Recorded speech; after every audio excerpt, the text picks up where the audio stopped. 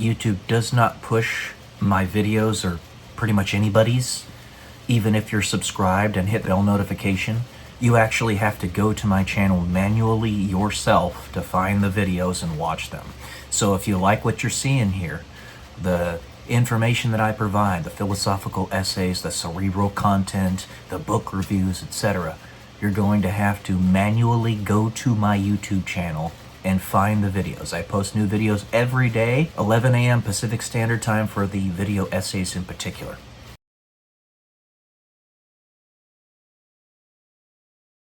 Hello and welcome to day 268 until I'm a YouTube millionaire. Today I wanted to talk about the holy trinity of positive traits in your children, or really in anybody in general. So they are intelligence, conscientiousness, and morality. Intelligence is not necessarily something that you can control with that much of a degree of fidelity. You can make sure that when you're pregnant, you're giving your child plenty of nutrition. When you're raising them, you're doing the same thing. You're getting them properly educated and all that stuff, but it's not really something that you can control with all that much fidelity.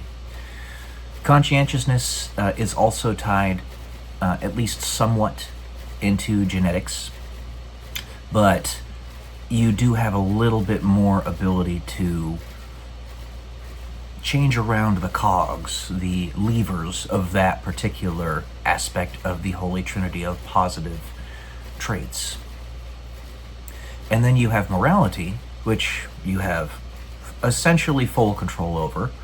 Now, mind you, there is still a genetic component to your morality. There have been links scientifically that connect belief in God with particular genes and things of that nature. But nevertheless, that one principally you have control over. So intelligence on its own is useless, because if you have an extreme level of intelligence, let's say you have an IQ of 200, but you don't do anything with it, you have no conscientiousness, which is work ethic, that's what conscientiousness is, then it goes nowhere. You end up like the countless high genius, super genius people out there that end up just working at Walmart for the rest of their lives. I know it personally. I've seen it in my life. Perhaps even have family members that are in that range of intelligence that didn't do anything with it. If you have just conscientiousness, but no intelligence or morality, then you can get somewhere in life, but it might be a dead end. It might not necessarily be something that pays a lot of money or moves the needle at all in terms of the advancement of humanity writ large, but you can do something with that. A person can have extreme conscientiousness with an IQ of 80 and be made to break stones all day in an effort to create gravel for asphalt or concrete for building skyscrapers and whatnot, in which case they're having a positive and fairly large effect on the world, even if they're only one person. They could end up being the best stone cutter or best stone breaker of anybody in their entire factory or facility. And while they're not very smart, they are very, very productive because of their conscientiousness. When the very first mining machine was built, they put it up against another miner, like a person who mines coal mines. And the guy actually beat the machine. I forget the story, but it was a black guy back in like the 1800s or something. However, he passed away immediately after finishing the test because he was so exhausted. But his conscientiousness made him work hard enough to actually beat the machine, at least initially, and for that test. So you have that. And then if you have morality but you don't have the other two, well, you're going to have a decent person who's not going to be negative in the world. So at least they're going to be a positive force, if not a very large one. They won't be negative. So that's also useful. Okay?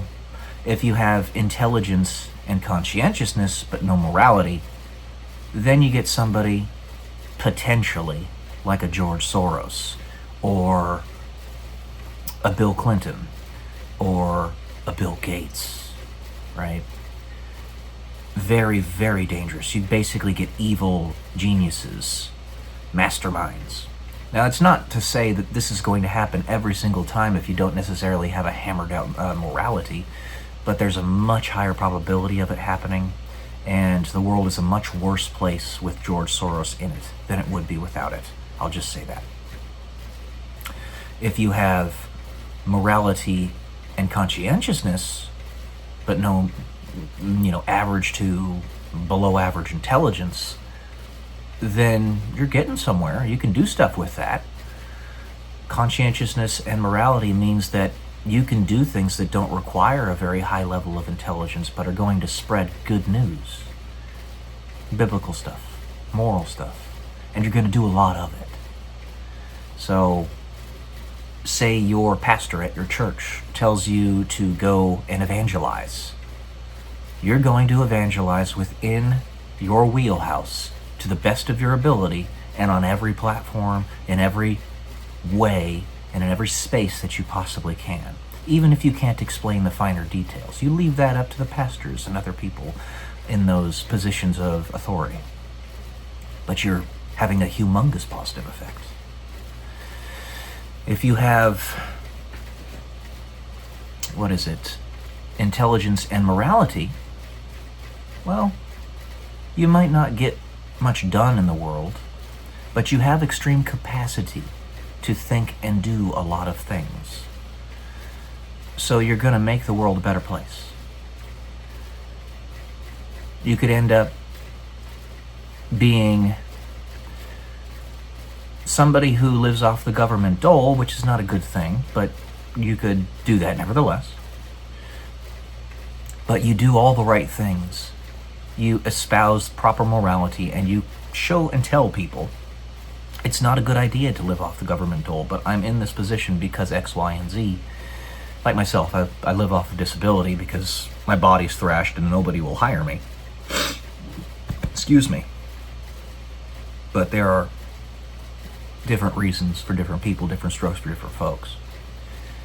Now, if you have all three, intelligence, conscientiousness, and morality, now you have the makings of a veritable superhuman.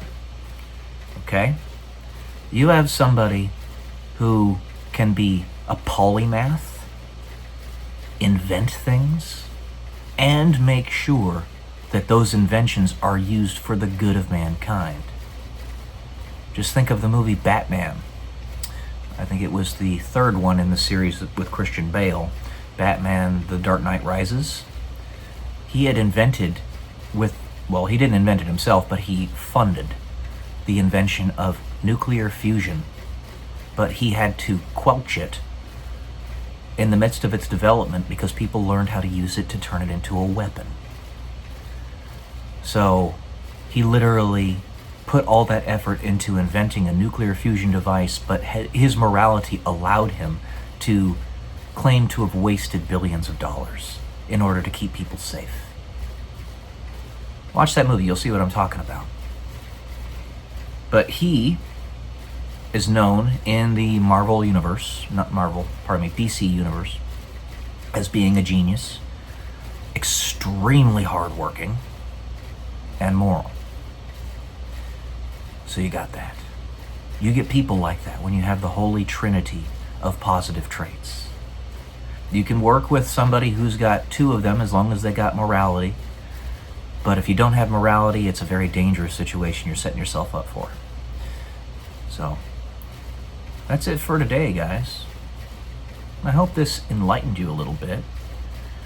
If you know of people out there who have this holy trinity of positive traits, encourage them to have more kids. I'm just going to say that straight up. All right. Love y'all.